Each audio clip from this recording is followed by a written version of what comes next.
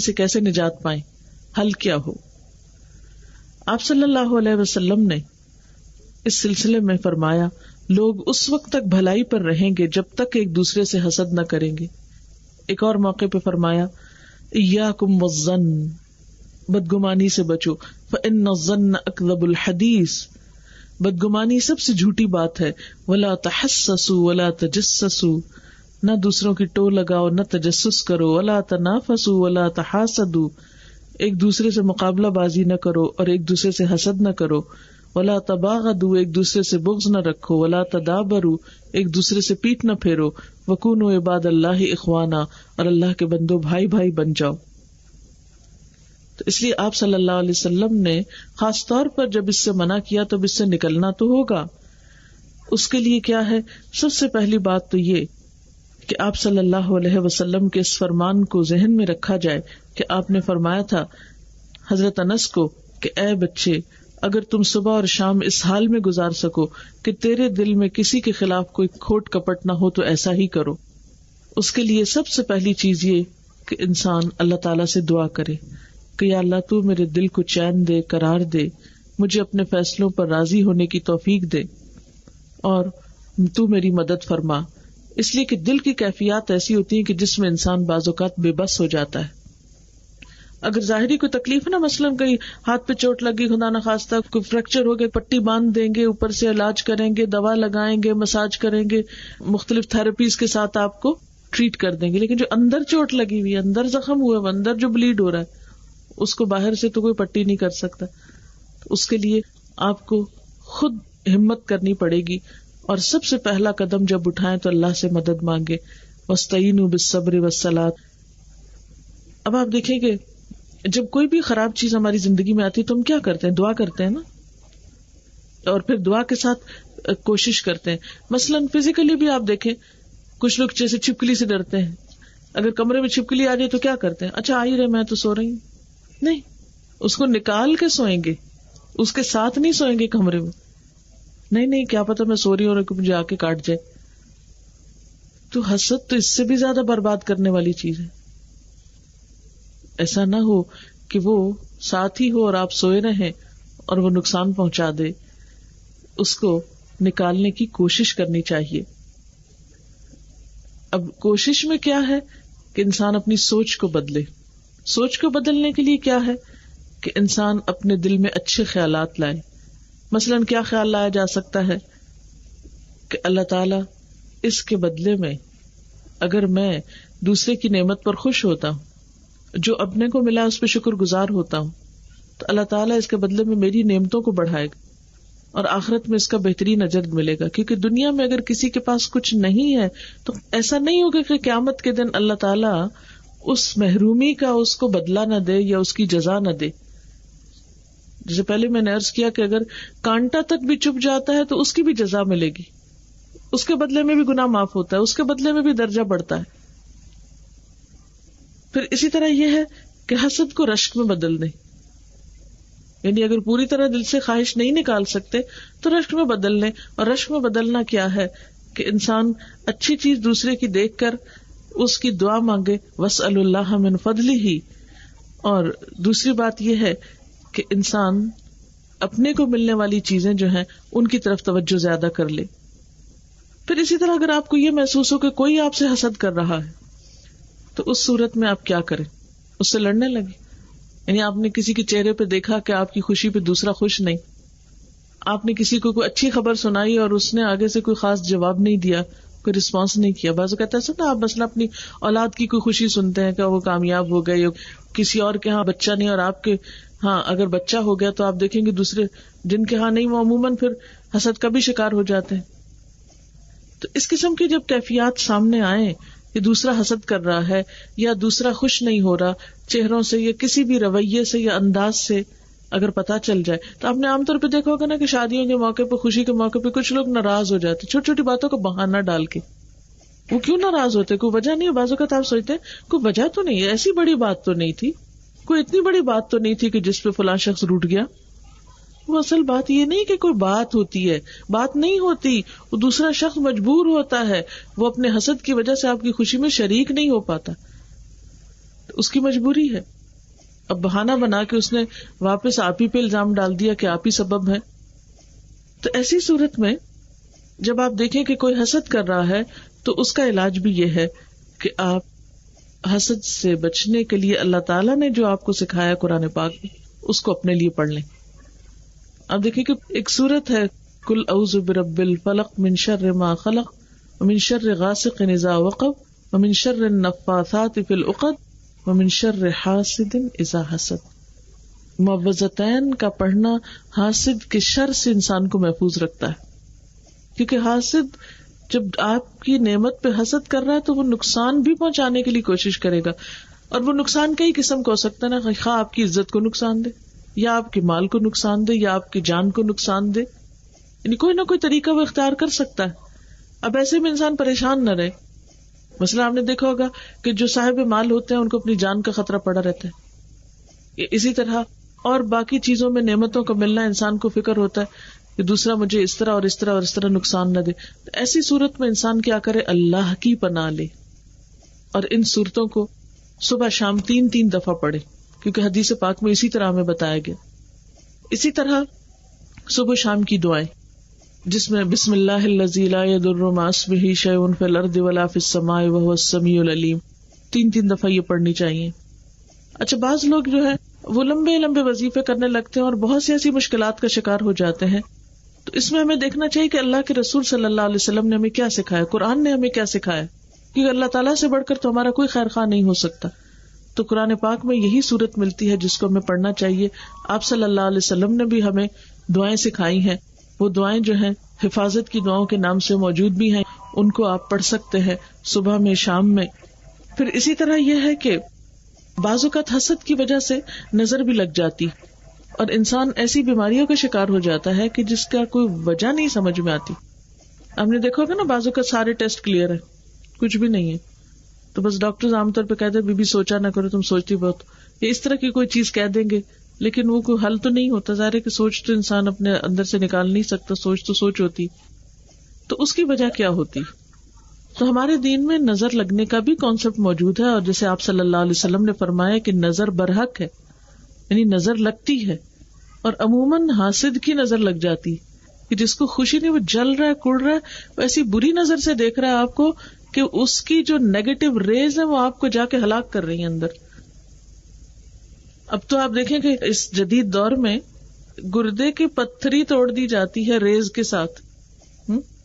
اگر ریز کے ذریعے، صرف لہروں کے ذریعے، شعاعوں کے ذریعے پتھر جسم کے اندر جا کے ٹوٹ رہا ہے، یا ایکس ریز کے ذریعے آپ کے ہڈیاں اندر سے پوری نظر آ رہی ہیں، اندر جھانکا جا رہا ہے آپ کے، مشینوں سے یا اور چیزوں سے اگر ریز نکل کے انسان کو اتنا اندر جا کے پینیٹریٹ کرتی ہیں، سب کچھ اندر کا جا کے کھول دیتی ہیں، تو انسان کی نگاہ سے جو ریز اٹھتی ہیں وہ ہر چیز کی ریز سے زیادہ طاقتور ہوتی ہیں، کیونکہ یہ جیتی جاگتی چیز ہے نا. مطلب پتھر یا مشینیں یا اور اس طرح کی چیزیں جن سے ریز نکالی جاتی ہیں وہ تو بے جان چیزیں ہیں، اور ان کے اندر اللہ نے اگر یہ چیز رکھی ہے تو خود انسان کے اندر کیا ہوگا. علامہ اقبال نے بھی کہا تھا نا، نگاہ مرد مومن سے بدل جاتی ہیں تقدیریں. تو نگاہ جو ہے اس کا انسانی زندگی میں بہت اثر ہے. مثلا آپ دیکھیں کہ کسی کے کان سے آپ نہیں متاثر ہو سکتے، یا کسی کے ناک سے آپ کو کوئی نقصان نہیں پہنچے گا. ایک زبان اور ایک نگاہ یہ دوسروں کو چیر پھاڑ کر دینے والی. کہتے ہیں نا کہ تلوار کا زخم جو ہے وہ مندمل ہوتا ہے، زبان کا زخم نہیں مندمل ہوتا. اسی طرح یہ جو ریز ہے ہماری نگاہوں کی، خوشی کی یا حسد کی یا محبت کی یا نفرت کی، یہ بھی اثر انداز ہوتی ہے انسان پر، اور بعض اوقات روحانی بیماریوں کا سبب بنتی. ایک لڑکی کو آپ صلی اللہ علیہ وسلم نے دیکھا کہ اس کا رنگ پیلا کالا ہوا ہے، تو آپ صلی اللہ علیہ وسلم نے فرمایا کہ اس کو دم کرو، اس کو نظر لگی. اور آج کے دور میں آپ نے دیکھا ہوگا کہ جتنی بھی روحانی بیماریاں ہیں یا نفسیاتی بیماریاں ہیں یا دماغی پریشانیاں ہوتی ہیں، تو آپ نے ایک اصطلاح سنی ہوگی کہ ڈاکٹرز کہتے ہیں کہ باڈی میں کیمیکل امبیلنس ہو گیا ہے، اس وجہ سے یہ بیماری ہو گئی. تو وہ ایسی دوائیں دیتے ہیں کہ جس سے وہ بیلنس درست ہو جائے. کبھی آپ نے سوچا کہ وہ امبیلنس ہوا کیوں، وہ کہاں سے ہو گیا اور کیسے ہو گیا؟ تو وہ اس بیلنس کو درست کرنے کے لیے بعض اوقات کیا کرتے ہیں کہ آپ کو دوائیں دیتے ہیں، اور دوائیں عام طور پر سلانے والی دیتے ہیں کہ دبائے رکھیں. قرآن پاک میں اللہ تعالیٰ فرماتے ہیں قد افلح من زکاہا وقد خاب من دساہا. کامیاب وہ ہوا جو اپنے نفس کو پاک کرتا ہے، صاف کرتا ہے، اور ناکام وہ ہے جو اس کو دبا دیتا ہے. تو یاد رکھیے، خواب آور دوائیاں، نشہ آور دوائیاں کھا کر روحانی علاج کرنا یا نفساتی بیماریوں کا مقابلہ کرنا یہ کوئی درست طریقہ نہیں ہے. ٹھیک ہے، جسمانی طور پر انسان کو کوئی بیماری ہو اس کا علاج کرے، بیماری کا سبب دور کرے، اس کی روٹ کاز کو دور کرے، لیکن محض سوئے رہنا یا بے حسی اختیار کر لینا یا اپنے سینسز کو نم کر دینا یہ علاج تو نہیں ہوا کرتا. علاج تو یہ ہے کہ آپ روٹ کاز کو پہنچے. مثلا جیسے ایک اچھے بلے سرسبز درخت پہ پھل لگتے تھے، وہ پھل ختم ہو گیا، اس کے پتے ختم ہو گئے، شاخیں سوکھ گئی، تو آپ دیکھیں گے نہیں بھائی کیا ہوا، خرابی کہاں ہے. اور آپ نے دیکھا کہ عموماً جڑوں کو کچھ کیڑا لگا ہوتا ہے یا کوئی خرابی لگی ہوتی ہے تو آپ اس پہ اسپرے کرتے ہیں، اس کو نئی مٹی ڈالتے ہیں، پانی ڈالتے ہیں، پھر دوبارہ ہر چیز ہری بھری ہو جاتی. تو روٹ کاز کو دیکھنا بے حد ضروری. تو بہت سی نفسیاتی روحانی بیماریوں میں روٹ کاز کو دیکھیں، اور روٹ کاز میں بہت سی وجوہات ہو سکتی ہیں، کازز ہو سکتی ہیں، لیکن ان میں سے ایک اہم ترین کاز کیا ہوتی ہے؟ نظر لگنا. اب نظر کا علاج کیسے کیا جائے؟ اس میں آپ صلی اللہ علیہ وسلم جب بیمار ہوتے یا ایسی کوئی کیفیت ہوتی تو جبریل علیہ السلام آپ کو دم کیا کرتے تھے. تو ماؤں کو اپنے بچوں کو یا اپنے جس کو بھی ہو ایک دوسرے کو، اور اس کے لیے ضروری نہیں ہوتا کہ کسی نے خاص اجازت دی ہو یا کوئی خاص کلام ہو یا کچھ نہیں، ہر شخص کو اللہ کو یاد کرنے کا حق ہے. آپ سورۃ فاتحہ پڑھیں، آپ معوذتین پڑھیں، آپ آیت الکرسی پڑھیں، آپ سورۃ البقرہ کی آخری آیات پڑھیں، کیونکہ وہ خاص خزانے سے عطا ہوئی تھی نا آپ صلی اللہ علیہ وسلم کو. ایک حدیث میں آتا ہے کہ جو ان کو پڑھ کے دعا کرتا ہے اس کی دعا بھی قبول ہوتی ہے. تو ان آیات کو پڑھ کر آپ دوسرے کو پھونک مار سکتے ہیں.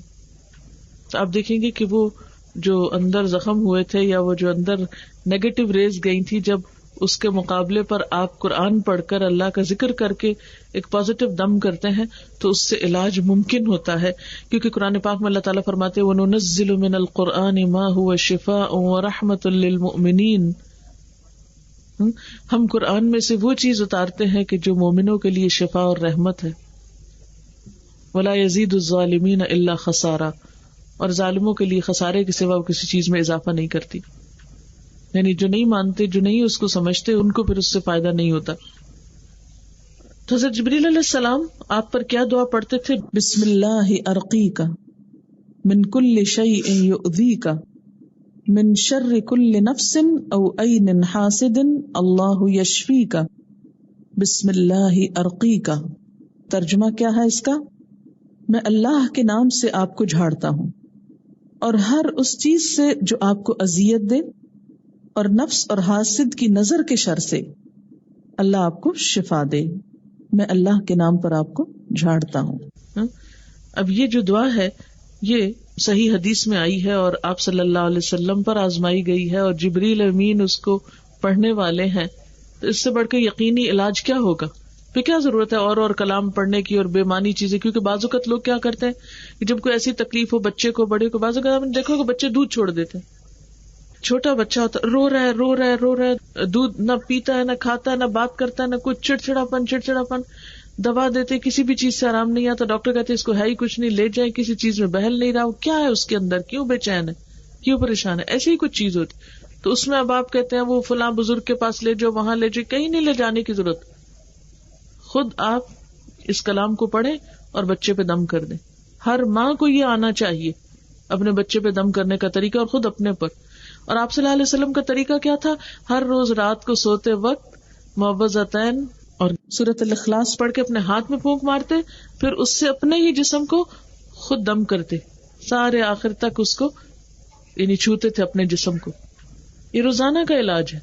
اگر آپ روز یہ عمل کر لیں، دائیں کروٹ پہ لیٹیں، سنت کو فالو کریں، دائیں ہاتھ دائیں گال کے نیچے رکھیں، آیت الکرسی پڑھیں، چاروں طرف پھونک مارے، پھر اسی طرح معوذتین پڑھیں، اپنے ہاتھوں پہ دم کر کے انہی کو اپنے سر پہ، اپنے چہرے پہ، اپنے ہر جسم کے حصے پر پھیر لیں، تو انشاءاللہ آپ دیکھیں گے کہ بہت سی روحانی بیماریاں آپ کے قریب نہیں پٹکیں گی. کسی حاسد کا حسد، کسی شریر کا شر، کسی بدخواہ کی بدخواہی آپ کو اثر نہیں کرے گی، کیونکہ آپ اپنے آپ کو اللہ کی حفاظت میں دے دیتے ہیں. پھر اسی طرح یہ ہے کہ جب آپ کسی کے ایسے رویے کو دیکھیں، مثلا کوئی شخص بلا وجہ ہی آپ کو تنگ کیے جا رہا ہے، پریشان کیے جا رہا ہے، آپ کو ذلیل کرنے پہ تلا ہوا ہے، کوئی آپ نے اس کو کچھ کہا نہیں، کوئی وجہ نہیں، تو ایسی صورت میں پھر کیا کیا جائے؟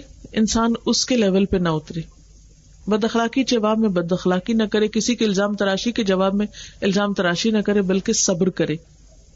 اس کے بارے میں ایک شعر ہے عربی کا، اصبر علی کید الحسود فان صبرک قاتلہ، حاسد کے مکر و فریب پہ صبر کرو، تمہارا صبر اس کو قتل کر کے رہے گا. یعنی کسی کی باتوں کی پرواہ نہیں کرو، صبر کرو، تمہارے صبر میں اللہ ایسی طاقت پیدا کرے گا کہ اس کا حسد خود بخود ختم ہو کر رہ جائے گا. پھر اسی طرح یہ ہے کہ کچھ معاملات میں رازداری سے کام لینا چاہیے. یہ نہیں کہ ہر بات، ہر پروگرام، ہر منصوبہ ہر ایک کو بتاتا رہے انسان. مثلا آپ کہیں جا رہے ہیں یا کوئی بزنس کرنے لگے یا کہیں انویسٹمنٹ کر رہے ہیں یا کوئی خرید و فروخت کر رہے ہیں، تو اب یہ نہیں کہ آپ اشتہار لگا دیں میں یہ کام کرنے جا رہا ہوں اور دوسرا آگے پہنچ کے کام خراب کر دے. نہیں، کچھ چیزوں میں رازداری سے بھی کام لینا چاہیے، اور یہ بھی ہمارے دین کی تعلیم ہے. یہ نہیں کہ ہر چیز آپ چھپائی رکھیں اور ایک آپ مبم سی پراسرار پرسنالٹی بن جائیں. یہ نہیں کہا گیا. انسانوں سے بات چیت بھی کریں، ایک دوسرے سے ڈسکس کریں، مشورہ کریں، اچھے طرح سے رہیں. لیکن کچھ چیزیں ایسی ہیں کہ جو جب تک وہ کسی نتیجے پہ نہ پہنچے تو پہلے سے ہی ان کا اعلان نہ کریں. جیسے عام طور پر ایسا ہوتا نا کہ نئی پریگننسی وغیرہ ہو تو وہ مائیں منع کرتی کہ مت بولو، چپ کر کے رہو، خاموش رہو، اشتہار نہ دیتے پھرو.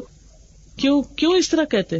ابھی جب تک تم خطرے سے نہ نکل جاؤ یا کچھ، تو اس طرح کی باتیں کرنے کا فائدہ نہیں، کیونکہ ہر کوئی سن کے کوئی ہاں کرے گا، کوئی واہ کرے گا، کوئی کچھ کرے گا، کوئی خوش ہوگا، کوئی اس میں جلے گا، کوئی کڑھے گا.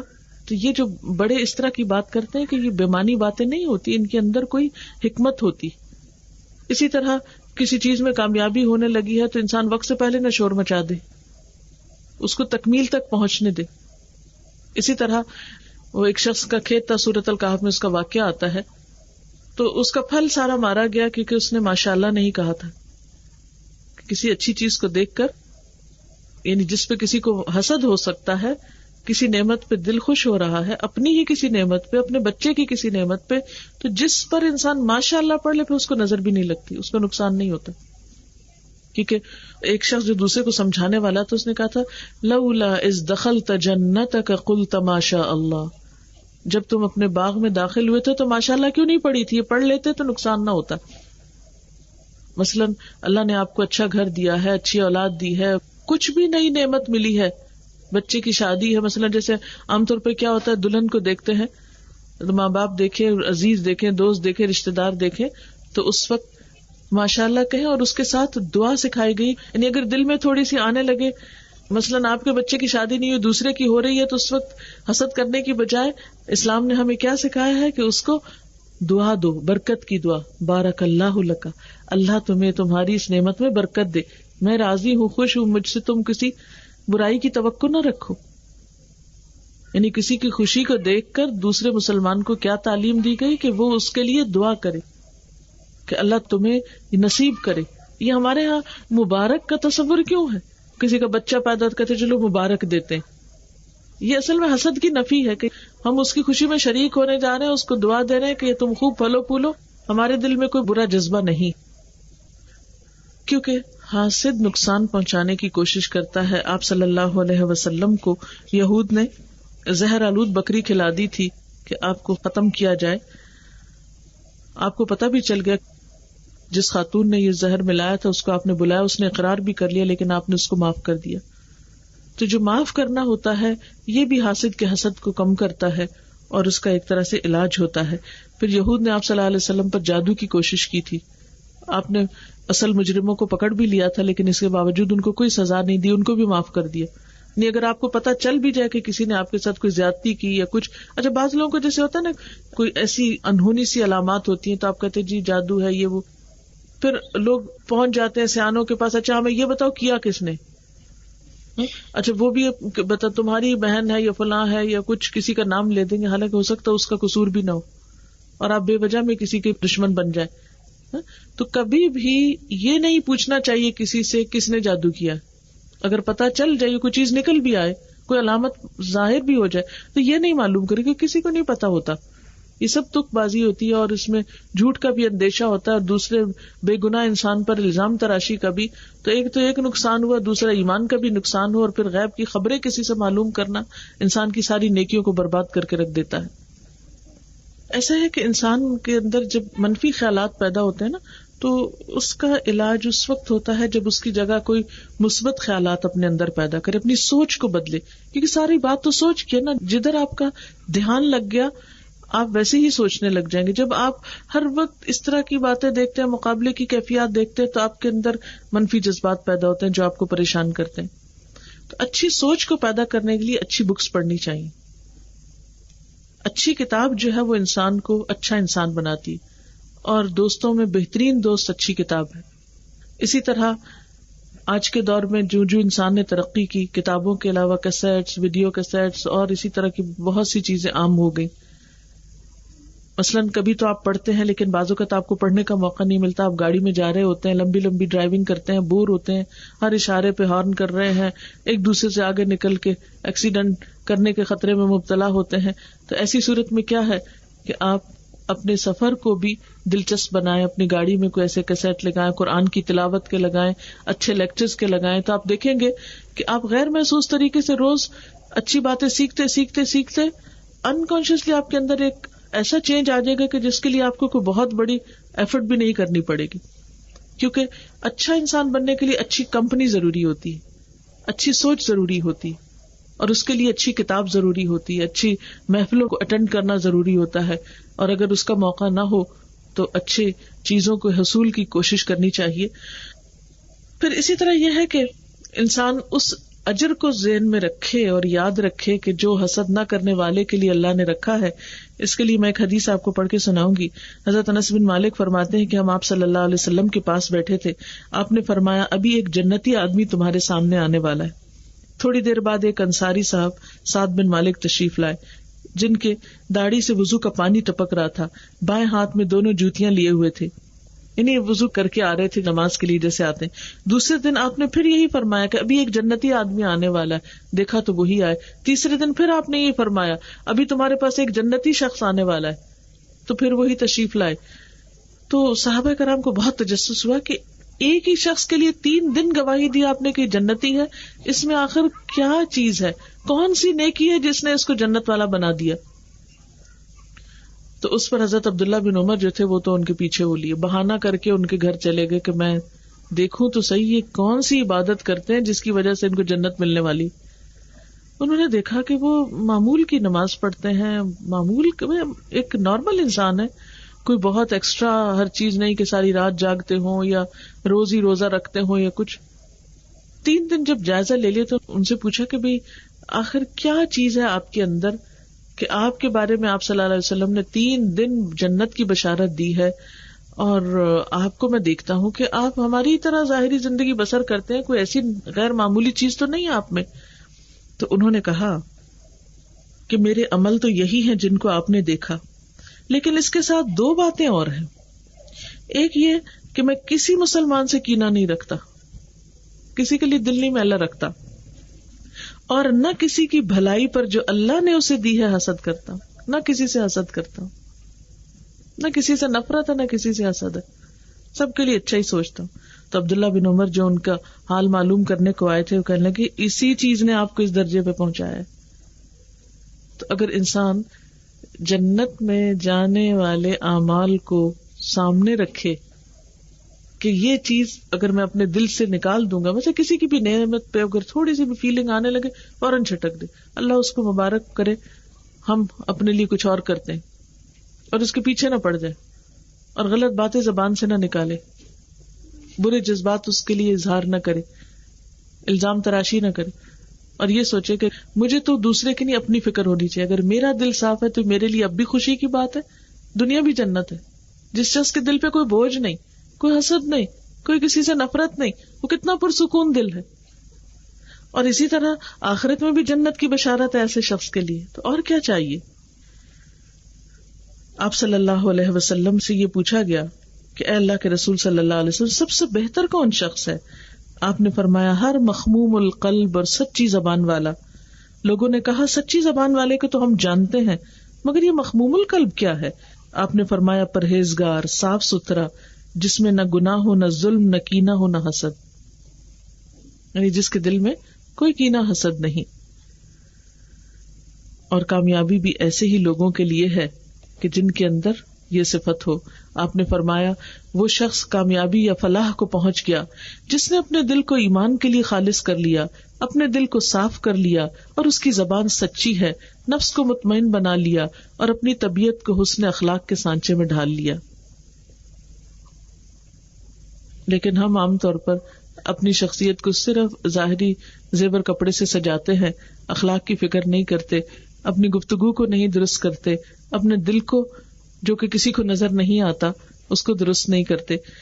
اصل میں مشکل یہ ہے نا کہ جو چیزیں ہماری نظر آتی ہیں ان کو تو ہم بنانے سنوارنے کی کوشش کرتے ہیں، جو اندر سے دل کسی کو نظر نہیں آتا اس کی ہم پرواہ بھی نہیں کرتے۔